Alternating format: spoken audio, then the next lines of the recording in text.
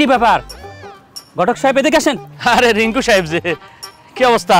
আপনাকে যে বললাম যে আমার জন্য একটা পাত্রী দেখেন, তার কি ব্যবস্থা করলেন? রিঙ্কু সাহেব সব ব্যবস্থা হয়ে গেছে।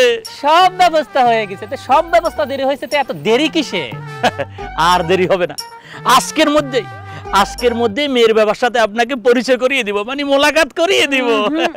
আজ নয়, এক্ষুনি গিয়ে মেয়ের বাবার সাথে আমার পরিচয় করাই দিবেন। এখনই? হ্যাঁ, এত তাড়াতাড়ি? এক্ষুনি। কেন, দেরি কি আর সচ্ছে না রিঙ্কু সাহেব? আর দেরি হচ্ছে না। ও তাই না? বিয়ের বিষয় তো, বিয়ে বলে কথা। ঠিক আছে, অসুবিধা নাই।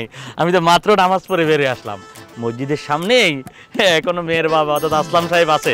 চলুন তার সাথে মেয়ের বাবার পরিচয় করিয়ে দেব। চা শেষ করবেন? আরে না, আচ্ছা আসেন। যে বললাম না, এই দিক থেকে মেয়ের বাবা আসবে, সেখানেই আপনাকে পরিচয় করিয়ে দিব। মেয়ে দেখতে কেমন ঘটক? আরে সে কি আর বলতে হয়, সুন্দরী বলেই তো আপনাকে দেখানোর জন্য নিয়ে যাব বলেছি, বুঝলেন বিষয়। ওই যে দেখুন, ওই যে মেয়ের বাবা আসতেছে, ওনার সাথেই আপনাকে পরিচয় করিয়ে দেবো। চল।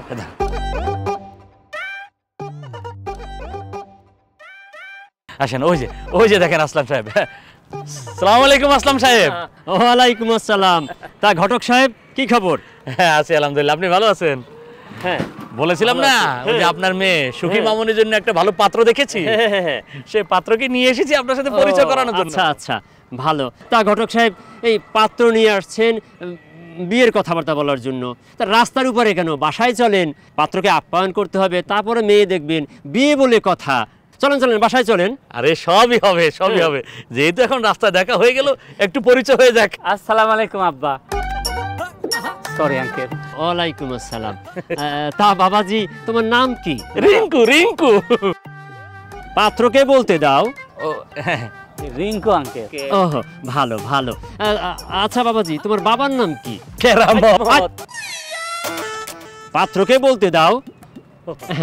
কেরামত। ঠিক আছে। আচ্ছা বাবা, পরে আসো, যাও। আচ্ছা বাবা, তোমার বংশ পরিচয় কি? বলছি বংশ পরিচয়। ছেলেকে বলতে দাও। হারামজাদা, দেখছিস না এখন কত 20 টাকা দে না। আল্লাহ তোর বিচার করুক। মানে কোথা থেকে যে এসব এই মুহূর্তে চলে আসে বুঝলাম না বিষয়। সরি, বংশ পরিচয় বলতেছিলাম না, বংশ পরিচয় হচ্ছে। আর বলতে হবে না, ছেলের বংশ পরিচয় আমি পেয়ে গেছি। পেয়ে গেছেন মানে?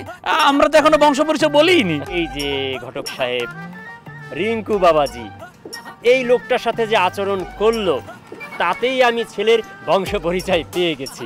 মানে ওই যে কথায় আছে না, ব্যবহারই বংশের পরিচয়, বুঝলেন? এখন আপনি আসতে পারেন। সুখী মামনিকে দেখতে যাব না? তার দরকার হবে না, আপনারা আসতে পারেন। ওয়ালাইকুম আসসালাম। তুমিও